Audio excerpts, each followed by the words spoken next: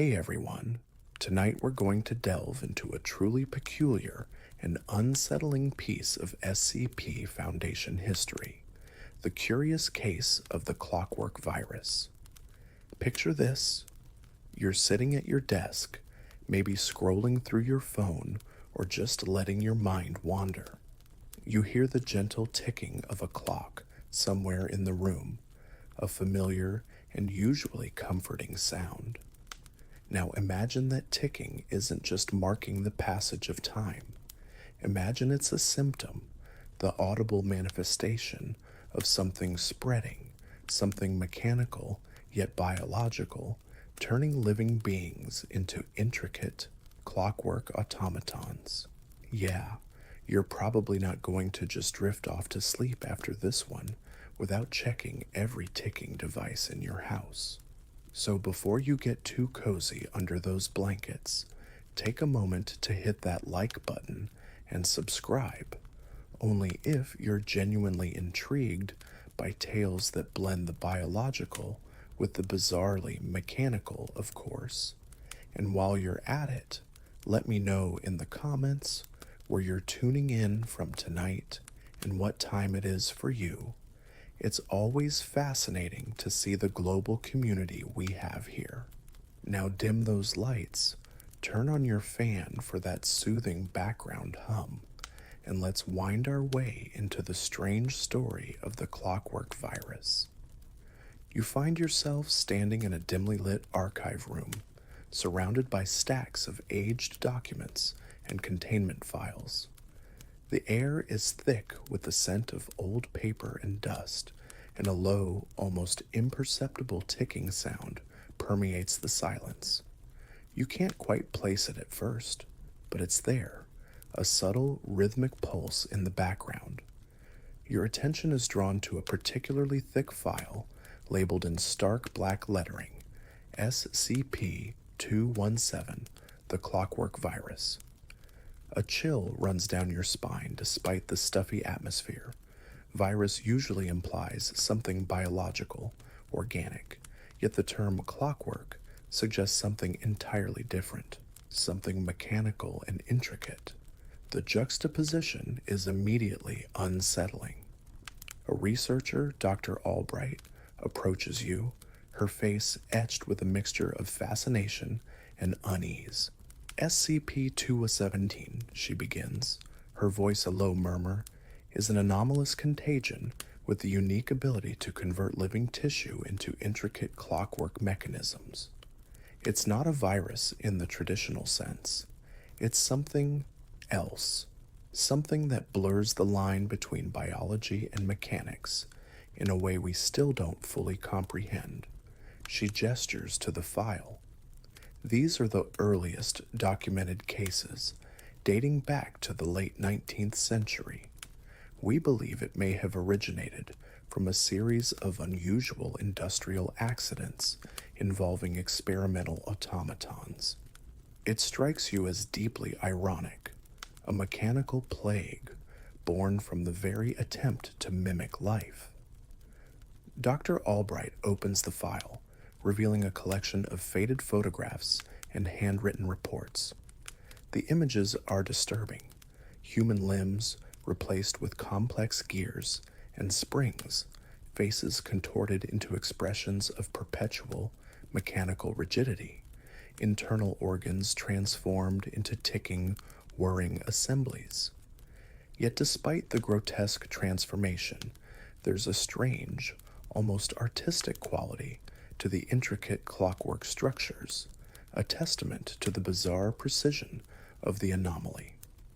The transformation process is gradual but irreversible, Dr. Albright explains, tracing a finger over a photograph of a hand where flesh has been replaced by polished brass gears. It begins at the point of contact and spreads throughout the organism, converting bone, muscle, organs, even the nervous system, into a functioning, albeit entirely mechanical, equivalent. One of the most perplexing aspects of SCP-217 is its method of transmission. While direct physical contact seems to be the primary vector, there have been documented cases of airborne transmission over short distances, particularly in environments with high concentrations of affected individuals. The exact mechanism of this airborne spread remains unknown, leading to theories ranging from microscopic metallic particles to some form of anomalous energy field. This uncertainty makes containment incredibly challenging, as standard biological hazard protocols are often insufficient. Interestingly, Dr. Albright continues, flipping through a report. The level of mechanical intricacy varies depending on the complexity of the original biological structure. A simple muscle might be replaced by a basic piston and cylinder mechanism, while the brain undergoes a far more elaborate transformation into a complex network of gears, levers, and regulators. In some advanced cases, affected individuals retain a semblance of their original cognitive functions, albeit expressed through mechanical movements and clockwork vocalizations. You try to imagine the sheer horror of being trapped inside a body of gears and springs, your thoughts and emotions filtered through the cold, unyielding logic of clockwork. The reports detail the initial panic and confusion surrounding the discovery of SCP-217. Early cases were often misdiagnosed as bizarre accidents or unknown neurological disorders. It wasn't until the pattern of mechanical transformation became undeniable that the Foundation was alerted. The challenges of containing something that could seemingly turn ordinary people into walking, ticking machines were immense. Entire towns had to be quarantined, and specialized containment units designed to restrict both physical and potential airborne spread had to be rapidly developed. One particularly chilling account describes the investigation of a small rural community where a localized outbreak occurred.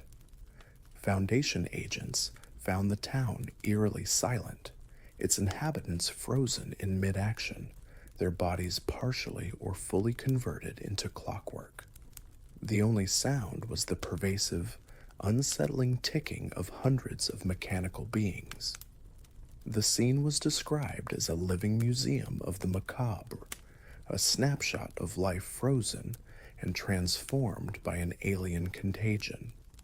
This event underscored the potential for SCP-217 to rapidly overwhelm unprepared populations.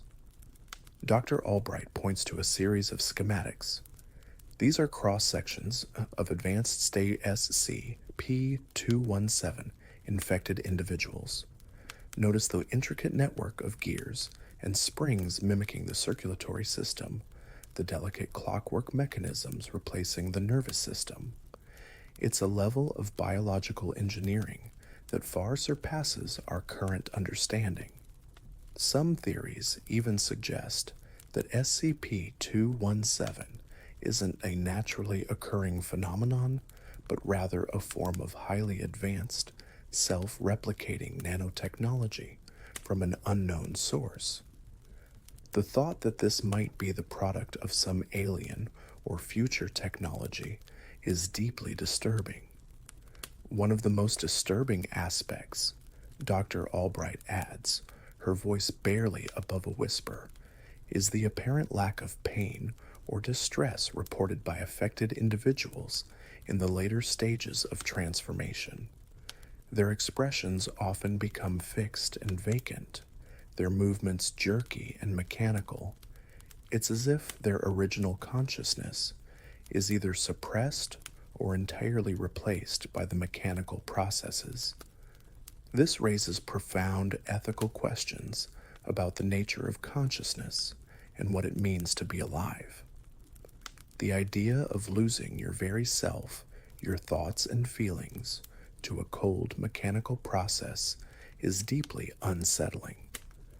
The Foundation has encountered various attempts to weaponize or replicate SCP-217. The potential for a contagion that could turn enemies into unthinking automatons is a terrifying prospect for any organization, both within and outside the Foundation. However, all such attempts have failed, often with catastrophic consequences for the researchers involved.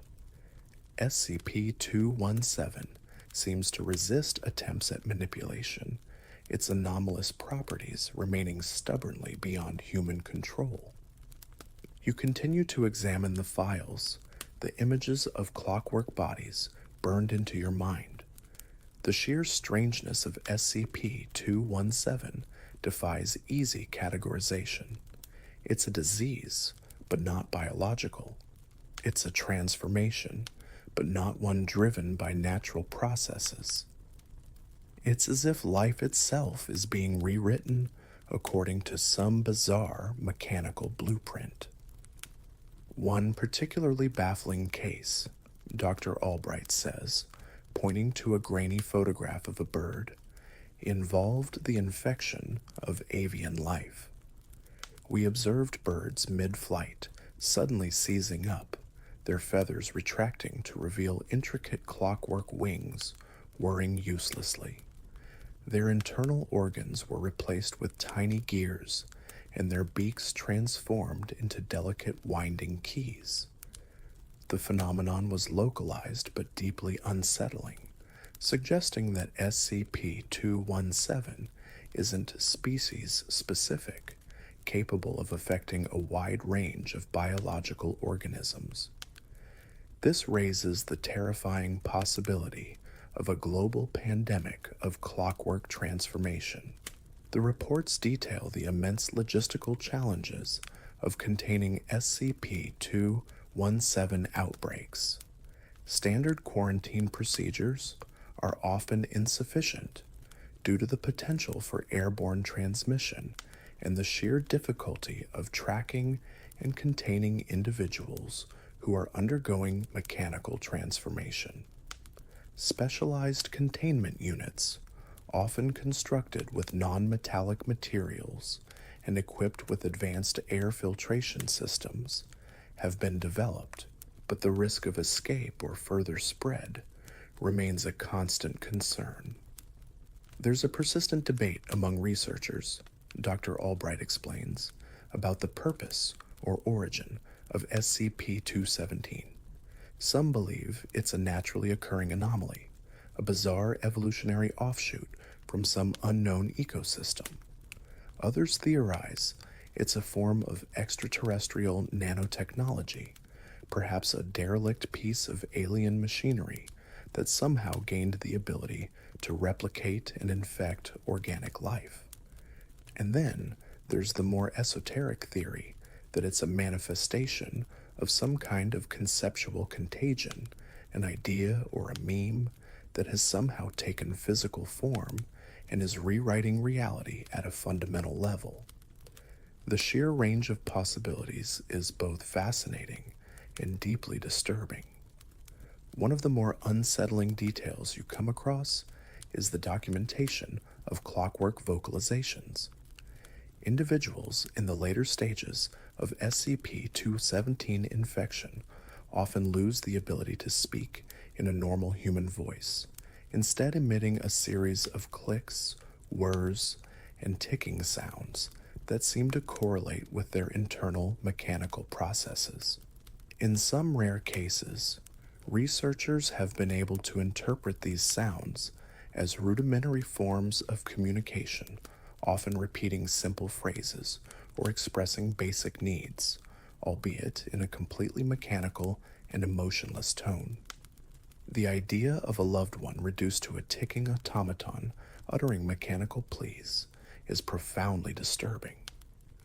Dr. Albright shows you a video log of an interview with an individual in the early stages of SCP-217 infection. The subject's hand has already begun to transform into a complex arrangement of gears and levers, but he is still able to speak, albeit with a noticeable tremor in his voice. It started with a tingling, he says, his eyes wide with fear, like pins and needles. Then I looked down and my skin was peeling away, replaced by this. He gestures to his mechanical hand with a sense of utter disbelief. I can feel the gears moving inside, ticking. It won't stop.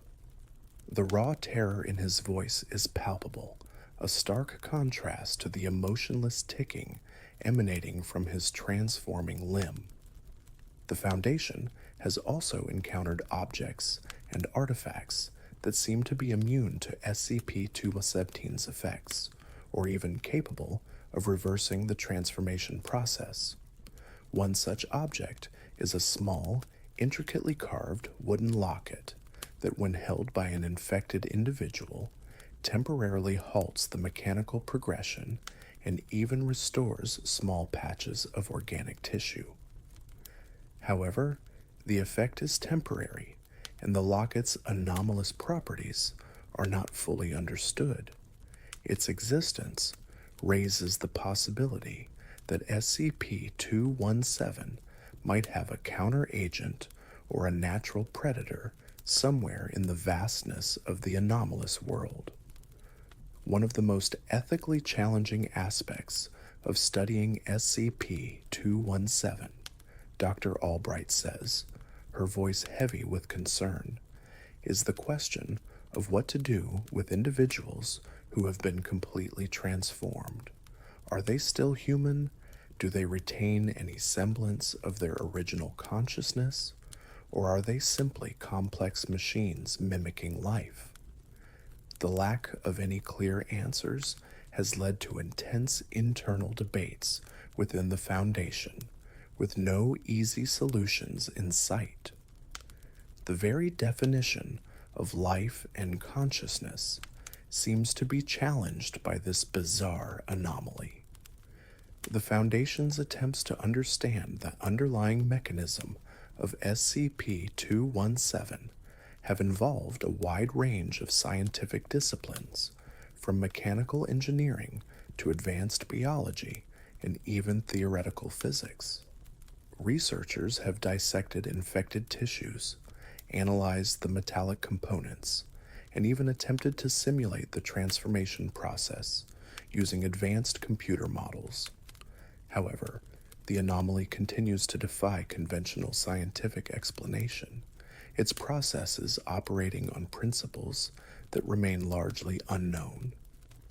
There's a fringe theory, Dr. Albright mentions, almost as an aside, that SCP-217 is not a disease at all, but a form of artistic expression by some incredibly advanced and utterly alien intelligence.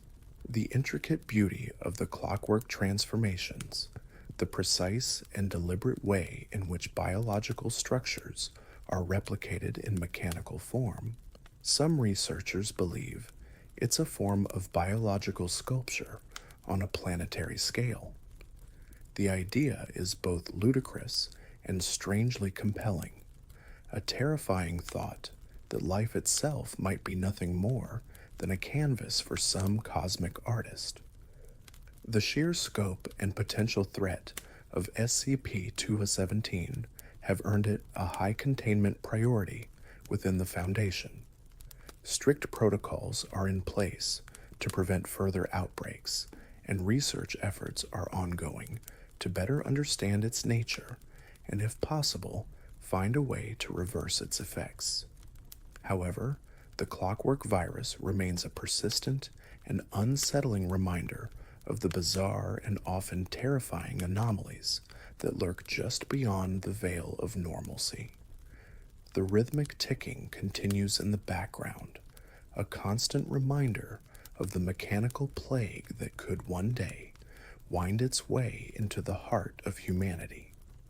Weeks turn into months in your perception as you delve deeper into the history of SCP-217.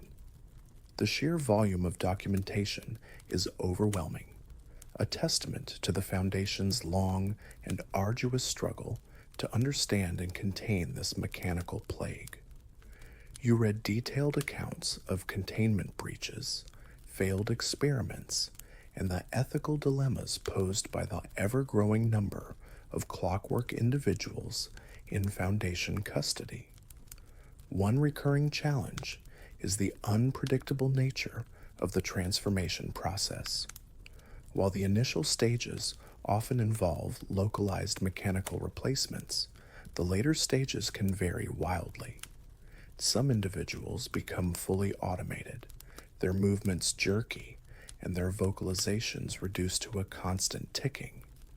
Others retain a limited degree of their original motor functions, their mechanical limbs moving with a surprising degree of dexterity, though their thoughts and emotions remain inscrutable behind their clockwork faces. We've observed instances, Dr. Albright explains, pointing to a series of neurological scans, where the mechanical brain retains a surprising degree of structural similarity to the original organic brain.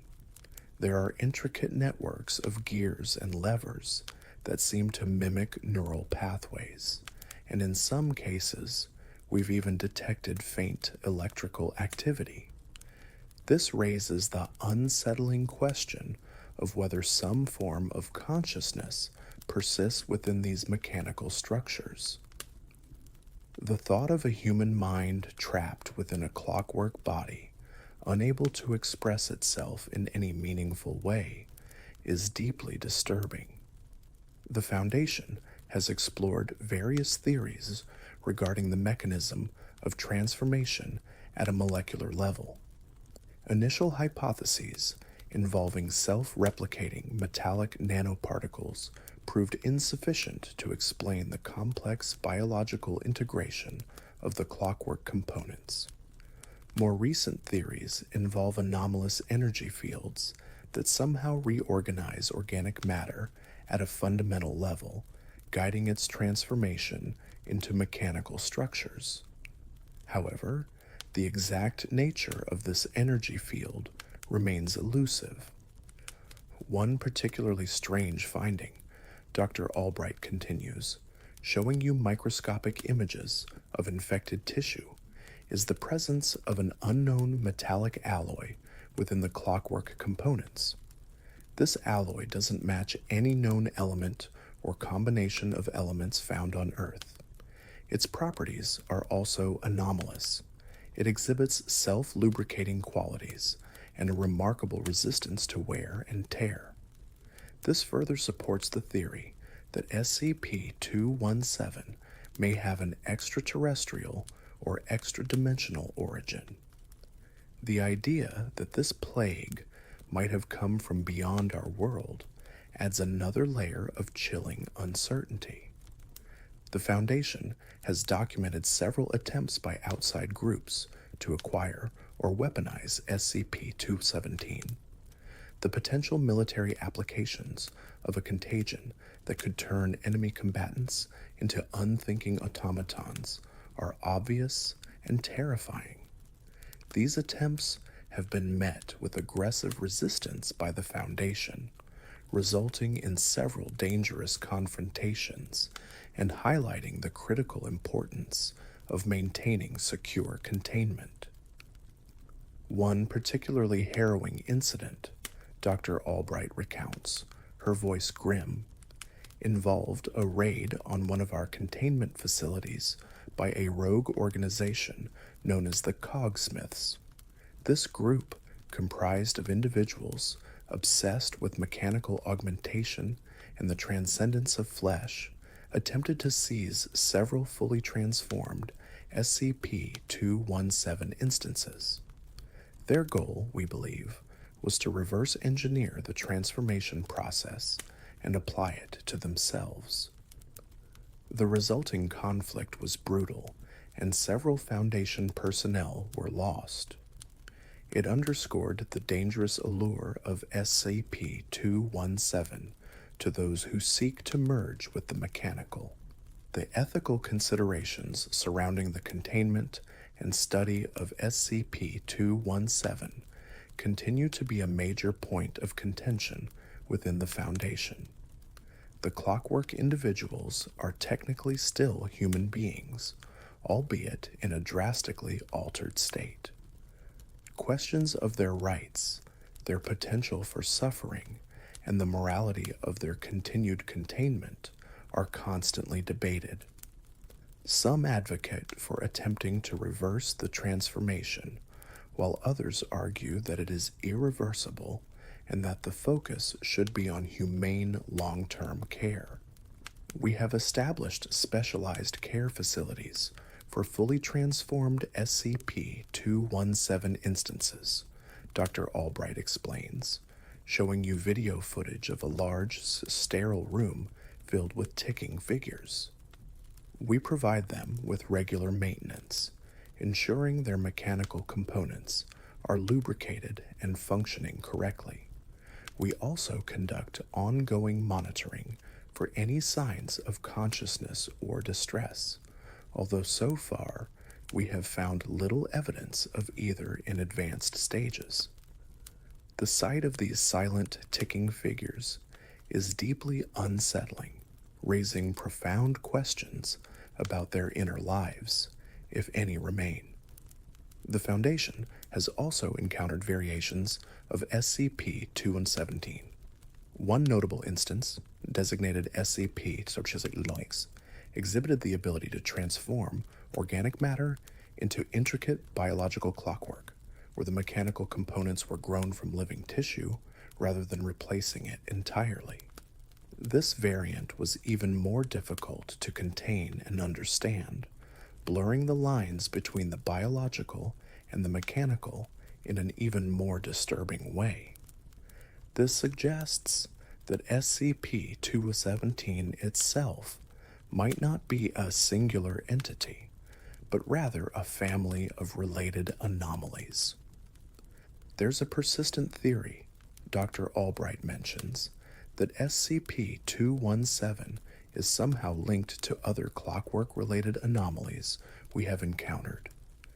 We've documented various clockwork devices and entities with anomalous properties, and some researchers believe that SCP-217 might be a manifestation of a larger underlying phenomenon, a kind of mechanical consciousness or a reality where the boundaries between life and machinery are fundamentally different. This hints at a potentially vast and interconnected world of mechanical anomalies that the Foundation is only beginning to understand. One particularly disturbing report details the discovery of a clockwork heart surgically implanted into a deceased individual. This device, made of intricate gears and springs crafted from an unknown metallic alloy, was still ticking despite the host's death. When analyzed, it emitted faint, rhythmic pulses of an unknown energy. The purpose of this device and its connection to SCP-217 remain a mystery, suggesting a deliberate and perhaps sinister application of clockwork technology. The Foundation's research into SCP-217 has yielded few concrete answers, but has opened up numerous new avenues of inquiry into the nature of life, consciousness, and the very fabric of reality. The clockwork virus remains one of the Foundation's most perplexing and unsettling anomalies, a constant reminder of the strange and often terrifying possibilities that exist beyond our everyday understanding.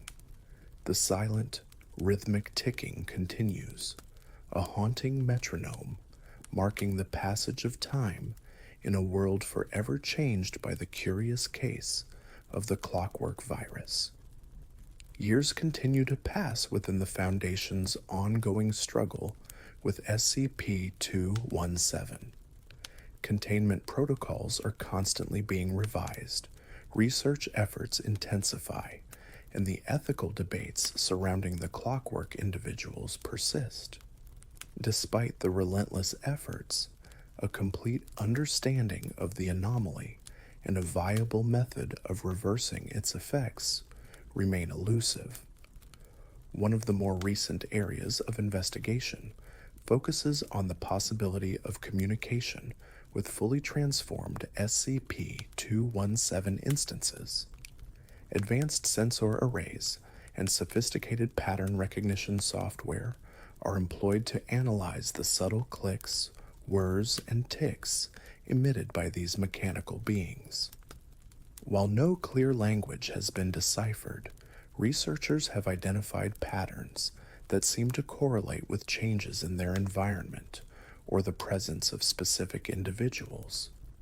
This raises the faint hope that some form of rudimentary communication might be possible. We've observed, Dr. Albright explains, showing you complex audio spectrograms, subtle variations in the rhythmic ticking that seem to occur in response to external stimuli. For example, the ticking rate of some individuals increases when exposed to bright light or loud noises. Others exhibit a consistent pattern of clicks when a specific researcher who worked with them prior to their full transformation enters the observation chamber. While this is far from a conversation, it suggests a level of awareness that we previously underestimated. This glimmer of potential connection offers a small ray of hope in the otherwise bleak landscape of SCP-217 containment. The Foundation has also explored the possibility of a source for SCP-217. Theories range from a hidden dimension entirely populated by clockwork beings to a rogue artificial intelligence that somehow developed the ability to rewrite organic matter. However, all attempts to locate or identify such a source have been unsuccessful. SCP-217 appears to be a self-contained anomaly, its origins shrouded in mystery.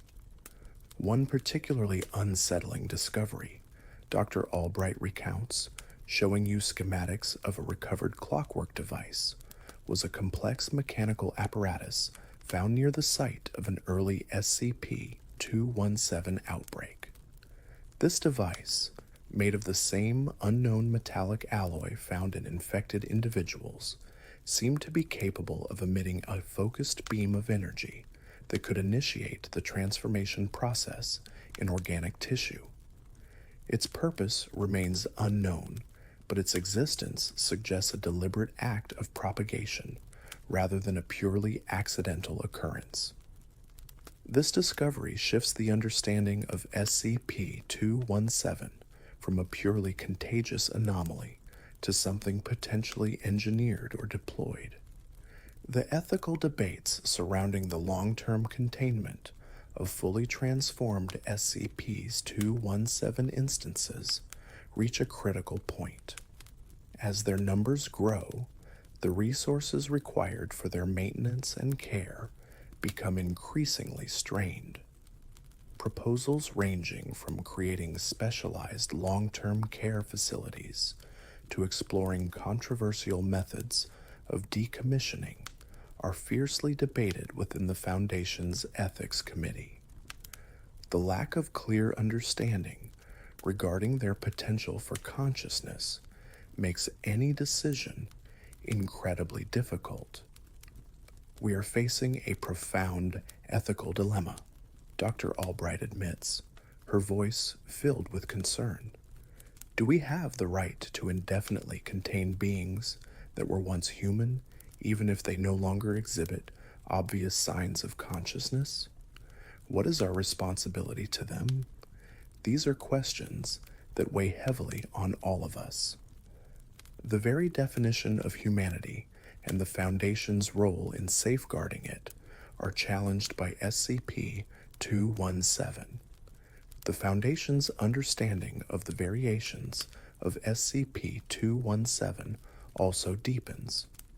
Research reveals that different strains of the anomaly can produce vastly different forms of clockwork transformation, some resulting in highly functional automatons capable of complex tasks, while others produce grotesque and immobile mechanical parodies of life. This suggests that SCP-217 is not a monolithic entity, but a diverse and potentially evolving anomaly. We've identified at least a dozen distinct strains of SCP-217, Dr. Albright explains, showing you a phylogenetic tree illustrating the different variations. Each strain exhibits unique transmission vectors, transformation rates, and final mechanical configurations. This complexity further complicates our efforts to develop a universal countermeasure or containment strategy. The ever-evolving nature of the clockwork virus presents a constantly moving target for Foundation researchers. One particularly disturbing development is the emergence of individuals who actively seek out and embrace SCP-217 transformation. These cog seekers, often driven by a desire for physical perfection or a belief in the superiority of the mechanical, pose a significant threat to containment efforts. They actively attempt to spread the anomaly and often engage in violent confrontations with Foundation personnel. The rise of the cog seekers presents a new and dangerous challenge, Dr. Albright warns. Their fanatical devotion to SCP-217 and their willingness to actively spread the infection complicate containment and introduce a human element of intentionality to what was previously seen as a purely anomalous phenomenon. This human element adds a chilling layer of social and ideological threat to the already terrifying biological one. Despite the ongoing challenges and the lack of definitive answers, the Foundation continues its research into SCP-217. The potential for understanding the fundamental processes of life and consciousness through the lens of this mechanical anomaly remains a powerful motivator.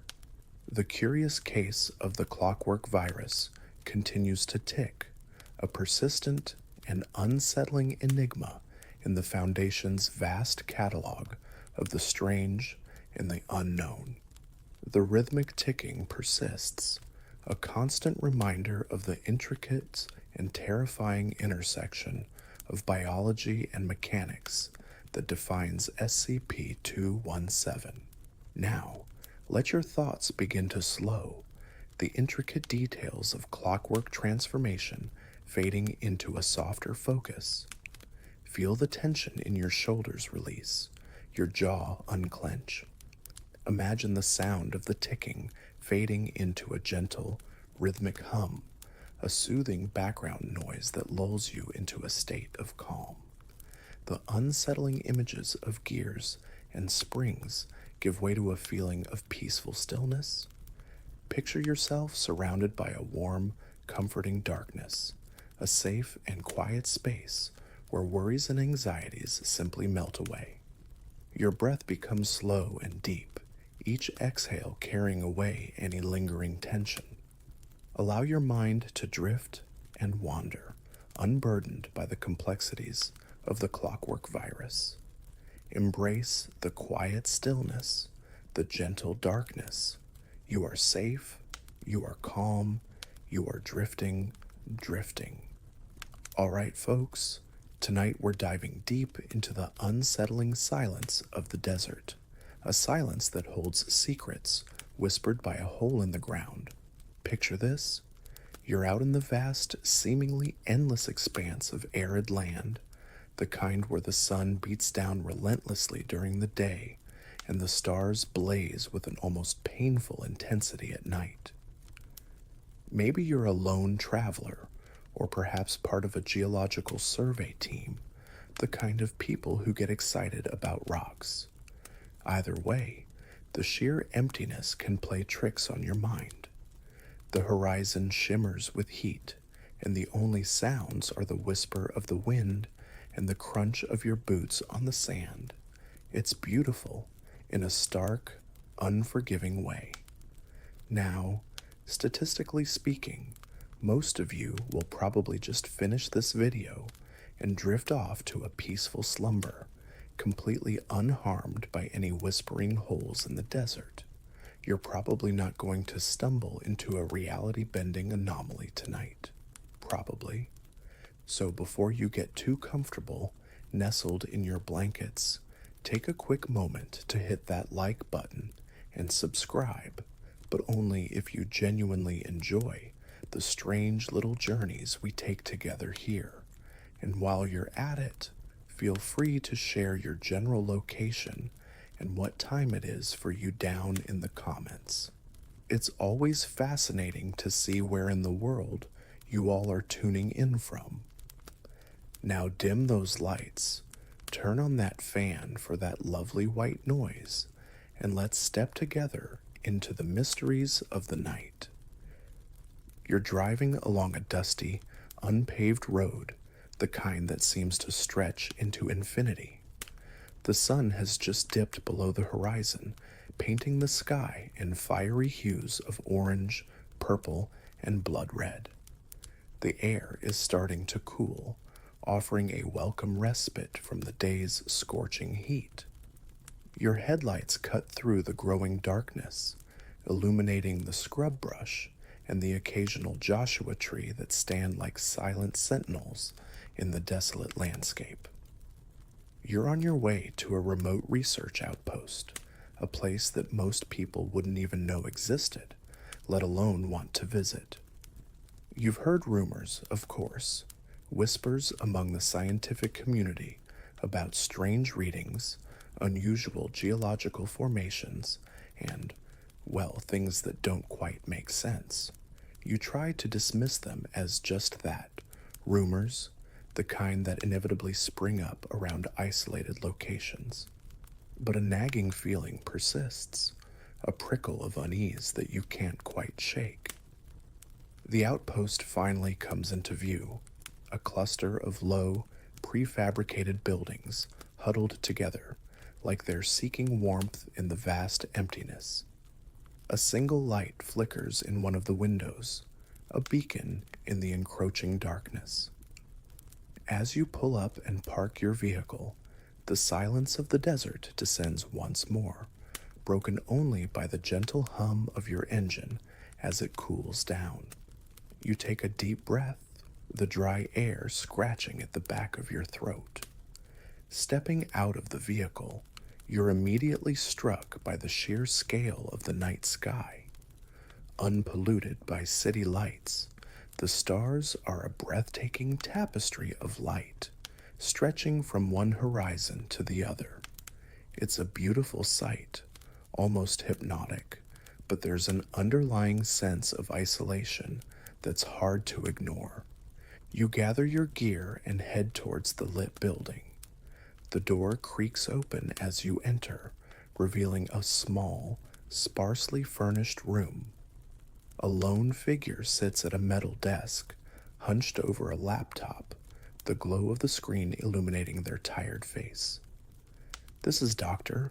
Eris Thorne, the lead researcher at this peculiar little facility.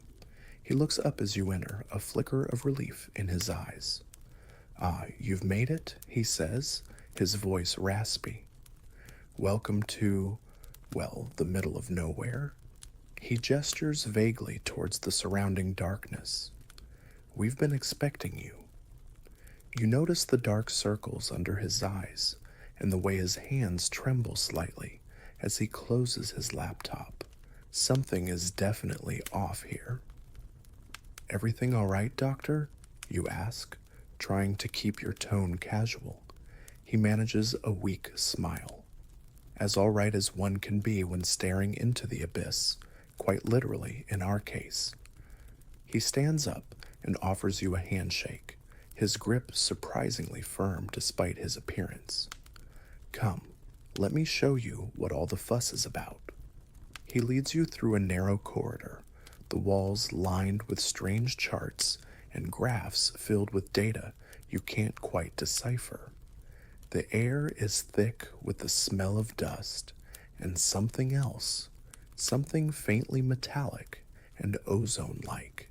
It's an unsettling combination. He stops in front of a heavy steel door, the kind you might find in a bank vault. This, he says, his voice dropping to a near whisper, is where it gets interesting. He punches in a security code on a keypad, and the door hisses open, revealing a dimly lit chamber. In the center of the room, bathed in the eerie glow of several floodlights, is a hole. Just a hole in the ground, roughly circular, about 10 feet in diameter.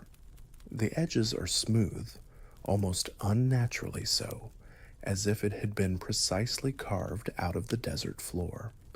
But it's the silence emanating from it that truly unnerves you. Despite the hum of the generators powering the lights, there's an absolute stillness around the hole, a void where sound seems to disappear. This, Dr. Thorne says, gesturing towards the seemingly innocuous depression in the earth, is SCP-3034. We call it the hole that whispers secrets. You cautiously approach the edge of the hole, peering down into the darkness. It seems impossibly deep, the light from the floodlights swallowed by the inky blackness within. You can't see the bottom, can't hear anything coming from it. It's a void, a silent maw in the heart of the desert. Secrets? You ask, your voice barely above a whisper. Dr. Thorne nods slowly. We started noticing it a few months ago. Initially, it was just an anomaly on satellite imagery, a perfectly circular depression that wasn't there before. When we sent a team to investigate, they found this. He gestures around the hole. There were no signs of excavation, no displaced earth nearby. It simply appeared. He continues, his voice taking on a more academic tone. Geologically, it's baffling. The surrounding soil composition is consistent with the rest of the area, but the material within the hole, it's unlike anything we've ever encountered. Samples we've managed to retrieve are incredibly dense, almost metallic, yet they defy all known elemental analysis. It's as if it's not from this world. This reminds you of something you once read about the Tunguska event, a massive explosion in Siberia that flattened hundreds of square miles of forest, yet left no impact crater. Scientists still debate its cause, with some even suggesting a fragment of an alien spacecraft. And the whispering? You prompt, eager to get to the more unusual aspects of this anomaly. Dr. Thorne shivers, despite the cool desert air. That started a few weeks after the initial discovery. At first, it was faint, almost subliminal, a low hum, a barely perceptible vibration in the air. But then it started to become clearer. Voices. He pauses, looking down at the hole with a mixture of fear and fascination. Not human voices, not exactly. They're distorted, fragmented. Sometimes it sounds like a language we don't understand. Other times, it's like snippets of thoughts, emotions, secrets, as we've come to call them. He recounts an incident where a junior researcher, a young woman named Sarah, spent too long near the edge of the hole. She started acting strangely, becoming withdrawn and agitated. When questioned, she spoke of hearing whispers, faint at first, but gradually growing louder, more insistent. She couldn't make out the words, but she felt like they were directed at her, personal, intimate. It got so bad that she had to be transferred off-site for psychological evaluation. She claimed, Dr. Thorne says, his voice low, that the whole knew things about her, things she had never told anyone. You feel a chill run down your spine. This is far beyond any geological anomaly. This is something else. Have you tried recording the whispers? You ask. Dr. Thorne nods, leading you to a nearby console filled with an array of sophisticated recording equipment. We've tried everything: high-frequency microphones, seismic sensors, even attempts at electromagnetic field readings.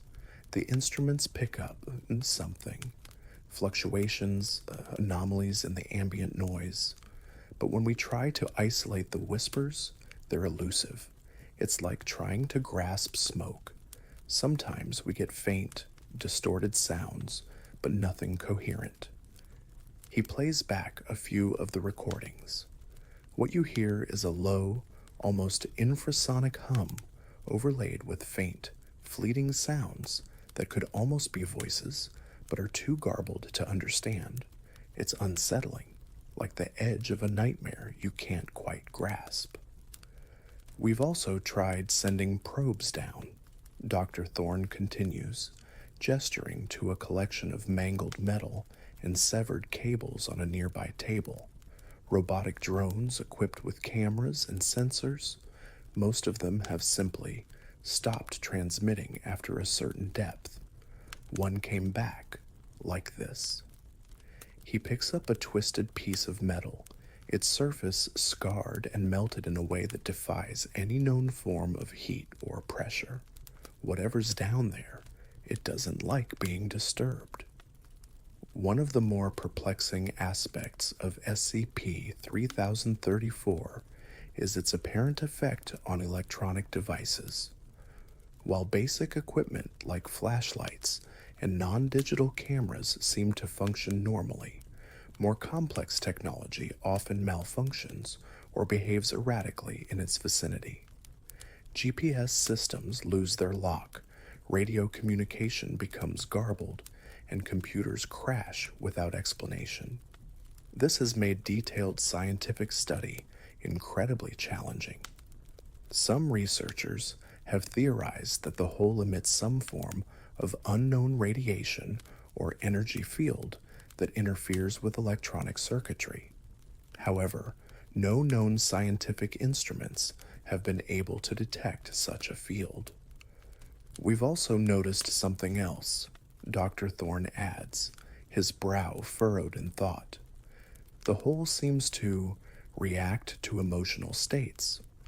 During periods of high stress or intense emotional outbursts among the research team, the whispering seems to become more pronounced, more focused. It's as if it's feeding off our emotions. He shakes his head, a look of weary resignation on his face. We're dealing with something we don't understand, something that defies the laws of physics as we know them. And frankly, it's starting to take its toll. You can see the truth in his eyes, the exhaustion and the underlying fear of the unknown.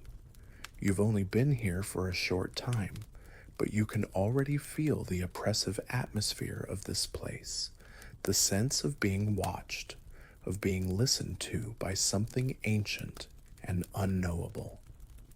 Days turn into nights as you settle into the rhythm of the outpost, a monotonous cycle of observation, data collection, and the ever-present unsettling whispers from the whole. You find yourself constantly on edge, the silence of the desert no longer peaceful, but pregnant with an unspoken dread. Sleep becomes a luxury, punctuated by strange dreams filled with distorted voices and shadowy figures. You try to maintain a scientific detachment, focusing on the data, the readings, the anomalies. But the human part of you, the part that understands fear and the unknown, is slowly being eroded by the inexplicable nature of SCP-3034. You learn more about the history of the Foundation's involvement with the whole. It was initially classified as a minor anomaly, something to be studied and contained with minimal resources. However, as the whispering intensified and the strange effects on technology became more apparent, its classification was upgraded. More personnel were sent in, more sophisticated equipment was deployed, but the hole remained stubbornly enigmatic. There were theories, of course. Some speculated that it was a naturally occurring phenomenon, a unique geological formation that somehow generated these strange auditory effects. Others whispered about interdimensional portals, about entities from other realities trying to communicate. The more outlandish theories even involved ancient alien technology buried deep beneath the desert floor. One evening, as you're reviewing sensor logs, you notice a peculiar pattern. The intensity of the whispers seems to correlate with specific astronomical events, lunar eclipses, planetary alignments. It's a subtle correlation, not always consistent, but the pattern is there. You bring it to Dr. Thorne's attention. He looks at your data with a mixture of skepticism and intrigue. That's unusual, he admits. We've never noticed any external influences before. This reminds you of ancient cultures that often attributed supernatural powers to celestial events, believing that the movements of the stars and planets could influence earthly affairs. Modern science, of course, largely dismisses such notions as superstition. Together, you decide to conduct a controlled experiment. Using a specially shielded sensor array, you attempt to record the whispers during the next lunar eclipse. The night of the eclipse is eerie. The moon hangs in the sky, a dark, ominous disk slowly being consumed by the Earth's shadow. The air is still, the silence of the desert, even more profound than usual. As the eclipse reaches its totality, the sensors begin to register a significant increase in activity. The low hum intensifies, and for the first time, you and Dr. Thorne both hear something distinct amidst the garbled noise. It's faint, barely audible, but it sounds almost like words. You strain your ears, trying to decipher the sounds. They seem to shift and change, too rapid and distorted to understand clearly. But there's a definite sense of language, of communication. The feeling of being listened to intensifies, almost to a physical level. It's like the whole is aware of your presence, aware of your attempts to understand it. The eclipse passes, and as the moon begins to emerge from the Earth's shadow, the intensity of the whispers gradually fades back to their usual unsettling murmur.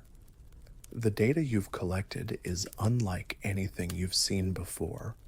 The recordings contain patterns, structures that suggest a form of language, albeit one completely alien to human understanding.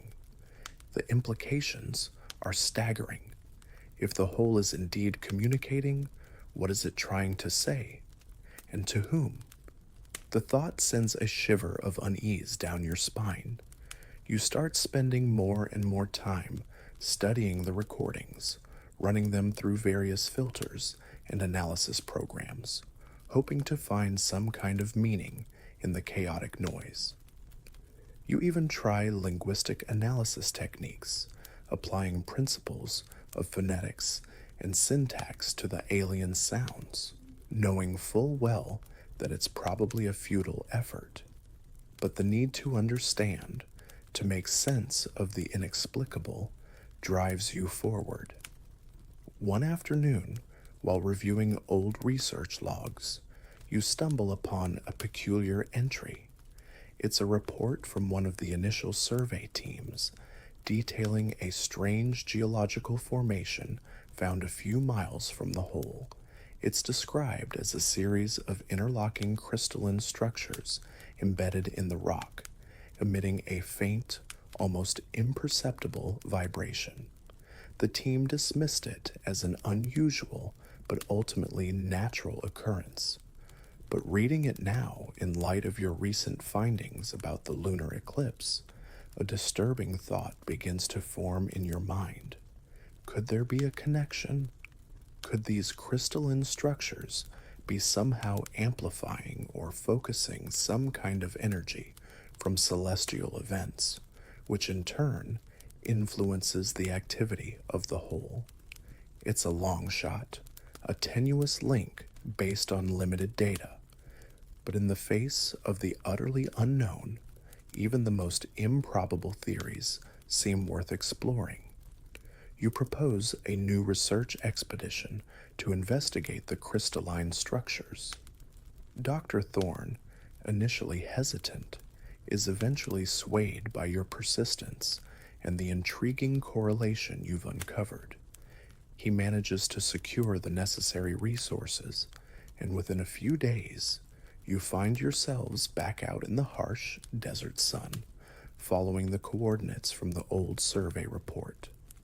The journey is long and arduous, the landscape unforgiving, but the hope of finding some answers, some understanding of the whispering whole, keeps you going. After hours of driving over rough terrain, guided by a slightly outdated GPS and the faded notes from the old survey, you finally reach the location. It's a desolate, rocky outcrop, seemingly unremarkable at first glance. But as you hike closer, you begin to see them, the crystalline structures.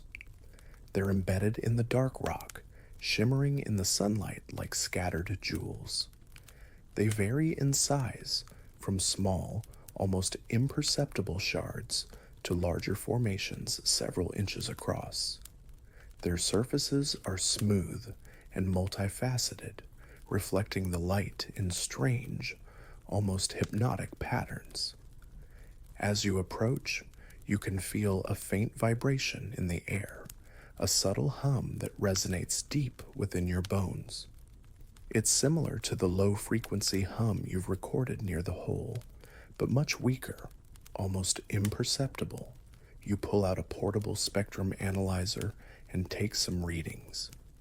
The device registers unusual energy signatures, fluctuating frequencies that don't match any known natural phenomena. Dr. Thorne looks at the readings with a mixture of excitement and apprehension. "This is significant," he murmurs, his eyes wide. "It's like the whole, but fainter." You spend the rest of the day documenting the crystalline structures, taking samples, and running various tests. You discover that the vibrations they emit seem to pulse rhythmically, and these pulses appear to correlate, albeit loosely, with the lunar cycles. The closer the moon is to its full phase, the stronger the vibrations seem to become. This strengthens your hypothesis about a possible connection between these structures and the whole. Could they be acting as some kind of natural antenna, amplifying subtle cosmic energies and focusing them towards the anomaly? As night falls, you set up camp near the crystalline outcrop. The desert night is cold, and the silence is broken only by the crackling of your campfire and the faint, almost subliminal hum emanating from the rocks. You feel a strange sense of unease, a feeling of being exposed, vulnerable under the vast expanse of the star-filled sky. You can't shake the feeling that you're being watched, that something is aware of your presence. Suddenly, the humming intensifies. The vibrations in the ground become more pronounced, and the crystals begin to glow with a faint, internal luminescence. The air crackles with an almost palpable energy. Dr. Thorne looks at you, his face pale in the flickering firelight. "What's happening?" he whispers, his voice filled with a mixture of fear and awe. You check your instruments. The energy readings are spiking dramatically. It's as if the crystalline structures are suddenly activating. Then you hear it. Faint at first, but growing steadily louder. Whispers, not from the direction of the hole, which is miles away, but seemingly emanating from the very rocks around you. They're the same distorted, fragmented voices you've heard in the recordings, but now they're clearer, more insistent. You can almost make out individual sounds, syllables that seem to dance on the edge of comprehension. The whispers seem to be directed at you, swirling around you like a phantom wind. You feel a pressure building in your head, a sense of intrusion, as if something is trying to burrow its way into your thoughts. You stumble back, clutching your head, trying to block out the alien voices. Dr. Thorne is also visibly affected, his hands clamped over his ears, his face contorted in distress. The experience is overwhelming, terrifying.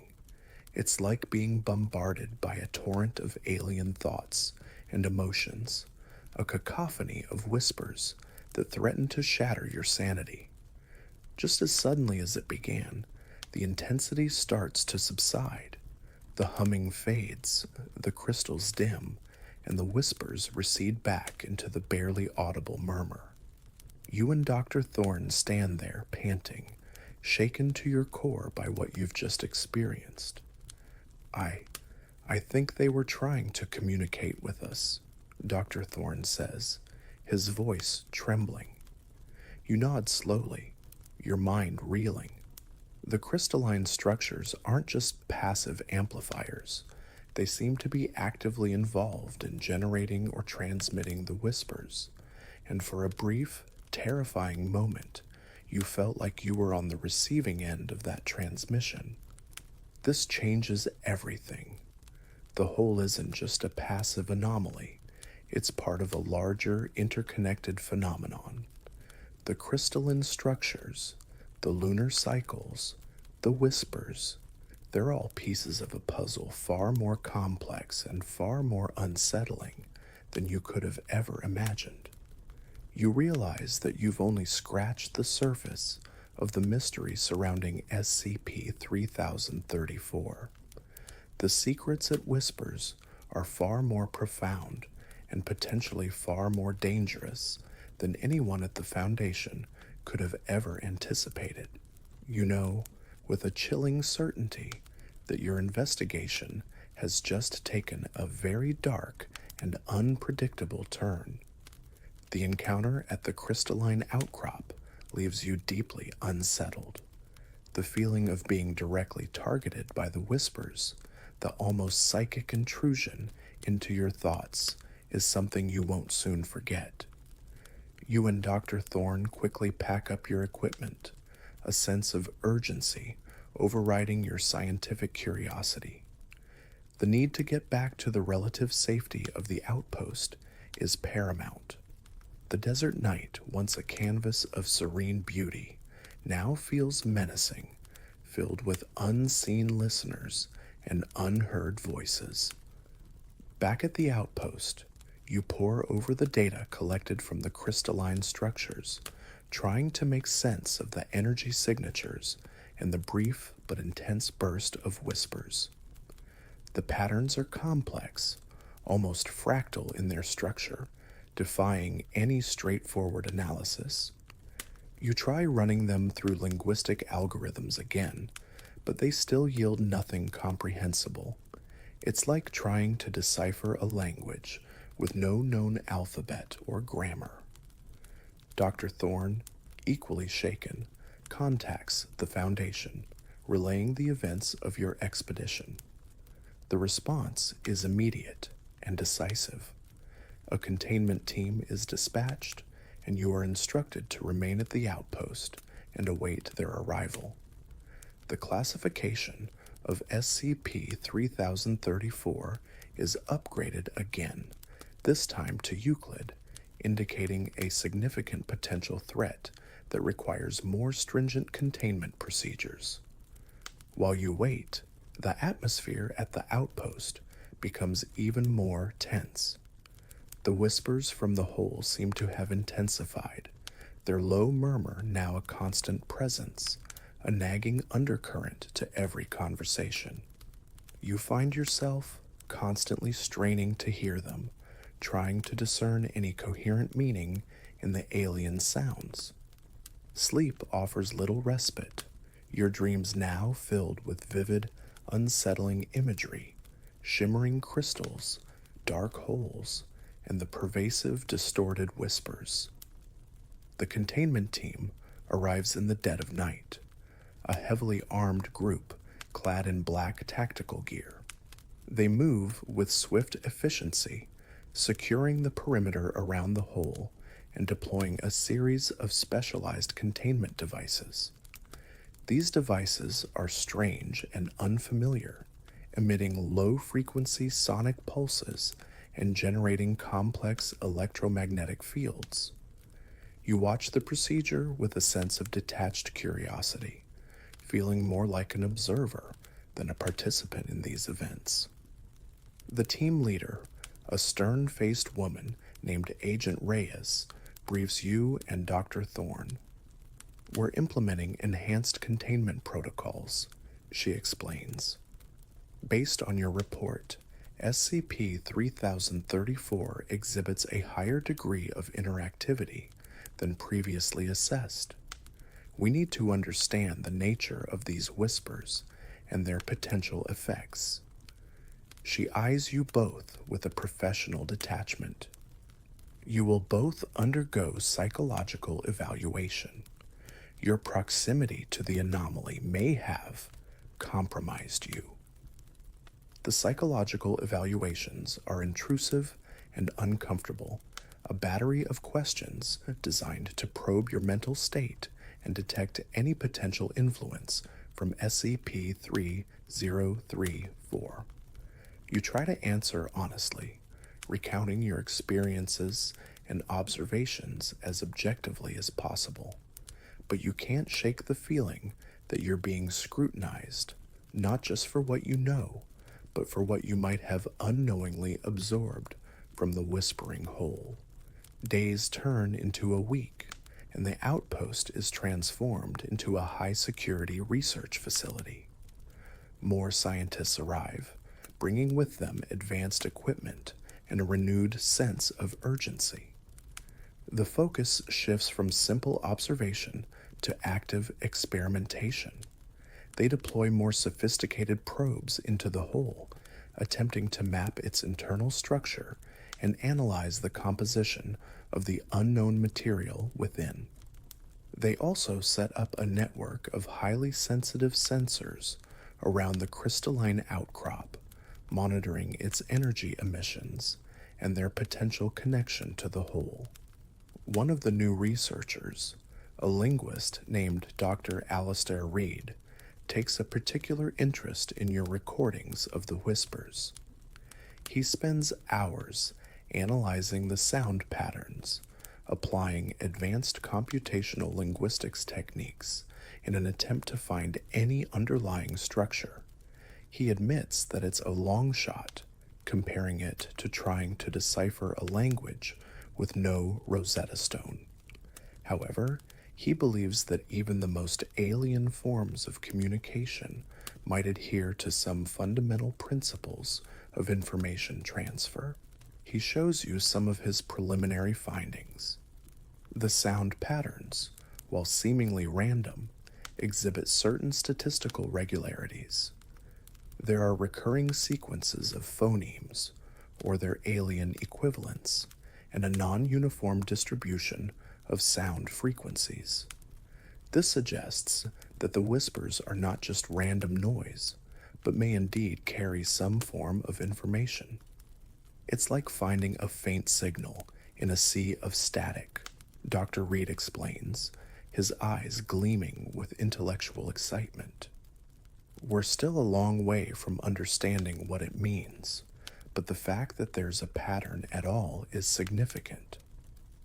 This reminds you of the WOW signal, a strong narrowband radio signal detected in 1977 that remains unexplained to this day, fueling speculation about extraterrestrial intelligence. Meanwhile, other research teams are focusing on the physical properties of the hole.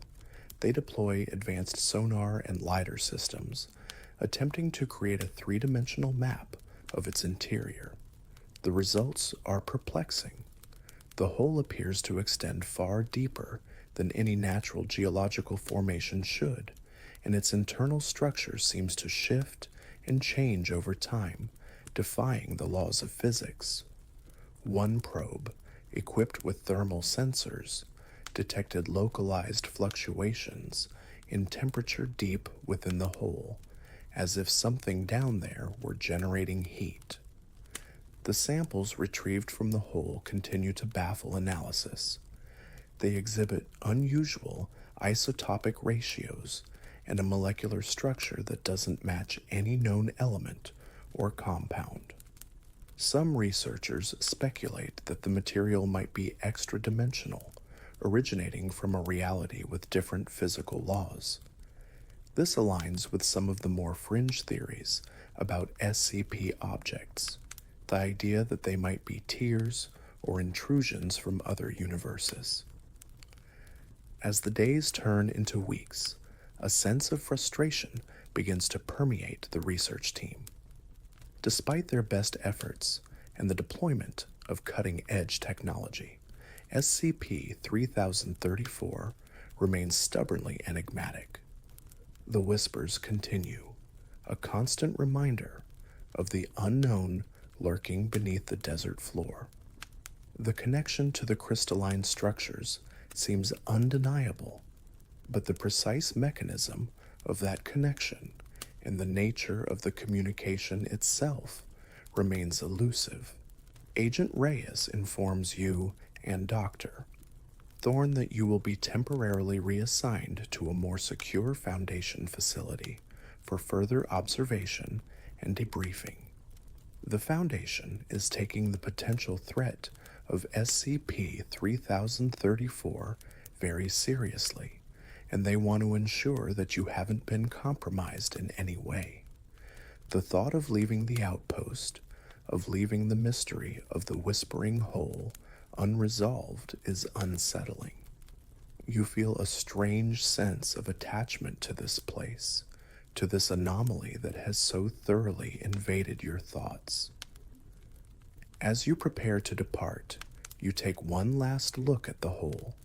Under the harsh desert sun, it appears deceptively ordinary, a simple depression in the ground. But you know the truth now. You've heard its whispers, felt its influence. You know that it's more than just a hole. It's a gateway to something unknown, something ancient, something that may hold secrets that humanity is not meant to hear. The desert silence no longer feels empty. It feels pregnant with meaning, waiting for the right ears to listen. And you can't shake the feeling that this is just the beginning of a much larger, much more terrifying discovery.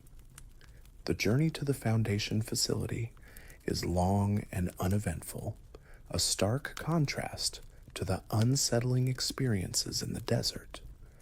You and Dr. Thorne are kept separate, undergoing repeated psychological evaluations and medical examinations. The Foundation is thorough, bordering on paranoid, in their attempts to understand the potential effects of SCP-3034. You answer their questions patiently, recounting every detail of your time at the outpost, your encounter with the crystalline structures, and the chilling whispers. Yet you can sense a lingering suspicion in their eyes, a concern that you might be unknowingly compromised. The facility itself is a sprawling underground complex, a labyrinth of sterile corridors and heavily secured research labs. You're housed in a small, sparsely furnished room with limited access to the outside world. The isolation is unnerving, amplifying the sense of unease that has been your constant companion since encountering the Whispering Hole. You find yourself replaying the recordings of the whispers in your mind, trying to discern patterns, to find some sliver of meaning in the alien sounds. Weeks turn into months. You learn that the research on SCP 3034 is continuing, albeit with increased caution. The containment protocols have been gangwa, and remote exploration is favored over direct human interaction. They've deployed more advanced robotic probes, equipped with sophisticated sensors and recording equipment, into the hole. The data they're collecting is even more perplexing than before, hinting at a complex and dynamic environment deep within the anomaly. Dr. Reed's linguistic analysis continues to yield intriguing results. He discovers recurring patterns in the frequency and duration of the alien sounds, suggesting a rudimentary form of syntax. He even identifies what he believes to be phonemes, basic units of sound that are consistently repeated. However, the meaning of these patterns remains elusive. It's like deciphering a musical score from an instrument you've never seen before. One day, you are summoned to a briefing room. Agent Reyes is there, along with several other researchers. The atmosphere is serious, the air thick with unspoken tension. Agent Reyes projects a series of new data on the screen. Spectral analysis of energy readings from the crystalline structures, thermal imaging from deep within the hole, and enhanced audio recordings of the whispers. We've made some progress, Agent Reyes begins, her voice measured. The energy signatures from the crystalline structures appear to fluctuate in response to specific solar flares. It seems the anomaly is not only influenced by lunar cycles, but also by solar activity. This adds another layer of complexity to the puzzle, suggesting a connection to broader cosmic phenomena. The thermal imaging from the hole reveals intermittent bursts of intense heat emanating from an unknown source deep within. These bursts often coincide with periods of increased whispering activity. We believe there may be some form of entity residing within the hole, one of the researchers explains, his voice hesitant, something that generates energy and possibly communicates through these whispers. The enhanced audio recordings are the most unsettling. Using advanced filtering techniques, Dr. Reed's team has managed to isolate clear segments of the whispers. While still largely incomprehensible, these segments contain sounds that bear a disturbing resemblance to human speech. Distorted vowels, fragmented consonants, even the faint suggestion of words. Agent Reyes plays one of the enhanced recordings. The low hum is still there, but beneath it, you can clearly hear something else, a chorus of faint, distorted voices whispering in unison. It sends a shiver down your spine. It's like hearing echoes of something human, twisted and alien. We don't understand what it's saying, Agent Reyes continues, her expression grim. But we've detected certain recurring sound patterns that seem to correlate with specific events, solar flares, lunar eclipses, even seismic activity in the region. It's as if the whole is somehow responding to, or even interacting with these natural phenomena. Then, she presents the most disturbing piece of information. One of the robotic probes sent deep into the hole transmitted a series of images before its communication was abruptly cut off. The images are grainy and distorted, but they appear to show some kind of structure within the hole. It's vast and intricate, with geometric patterns that defy any known natural formation. There are also fleeting glimpses of movement, of shadowy figures that are vaguely humanoid but undeniably alien. The implications are terrifying. SCP 3034 may not just be a hole in the ground, it could be a gateway to another dimension, a dwelling place for unknown entities that are somehow communicating with our world through these cryptic whispers. The secrets it whispers may not be harmless information, but something far more sinister. The Foundation decides to implement even more stringent containment measures. They deploy a network of powerful sonic emitters around the hole, hoping to disrupt the whispers. They also activate a series of experimental electromagnetic pulse generators, hoping to interfere with any energy emissions from within. The desert around SCP 3034 becomes a high security zone, a testament to the unknown threat it represents.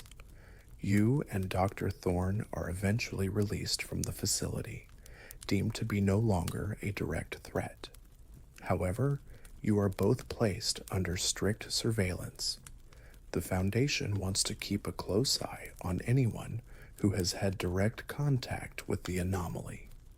You try to return to a normal life, but the experience has changed you. The whispers, though no longer physically present, linger in your memory, a constant reminder of the unsettling secrets hidden beneath the desert sand.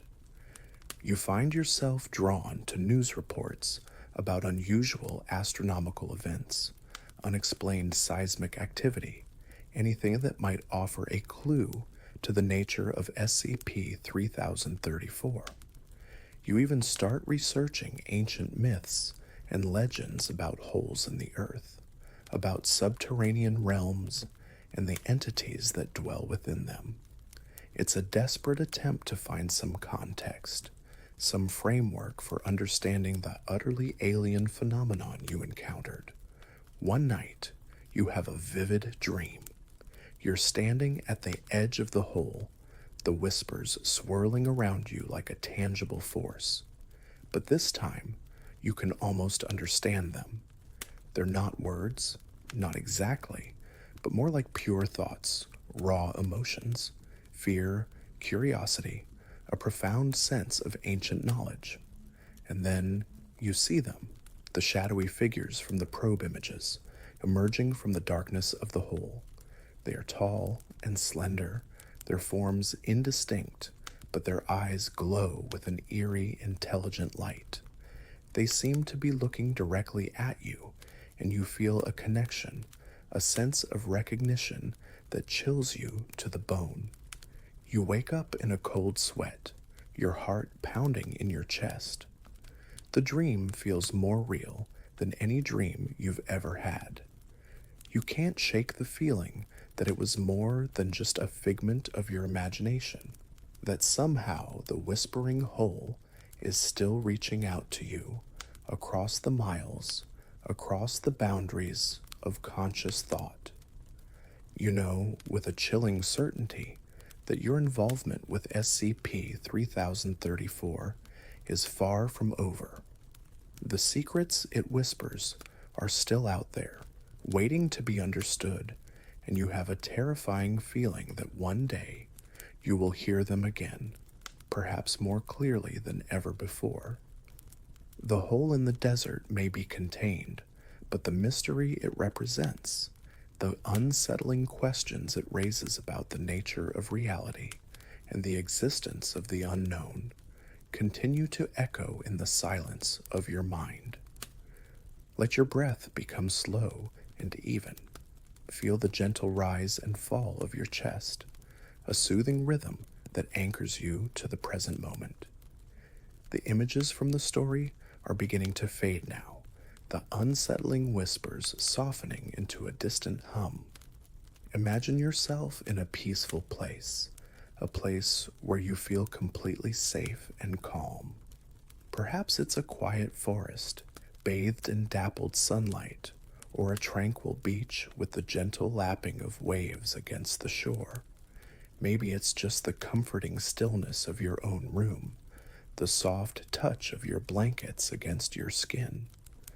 Allow any lingering tension to melt away like ice under a warm sun. Focus on the feeling of relaxation spreading through your body, from your toes to the top of your head. Your muscles are softening. Your mind is becoming still. There is nothing you need to do right now, nowhere you need to be. Simply allow yourself to drift, to let go of any thoughts or worries that might be clinging to your mind. The darkness around you is comforting, like a soft blanket enveloping you in peace. The sounds of the night are gentle and rhythmic, a lullaby that soothes your soul. You are safe, you are comfortable, and you are allowing yourself to drift deeper and deeper into a state of peaceful rest. The whispers are gone now, replaced by a profound sense of calm. Your mind is quiet, your body is relaxed. Allow sleep to come naturally, gently washing over you like a wave. Good night.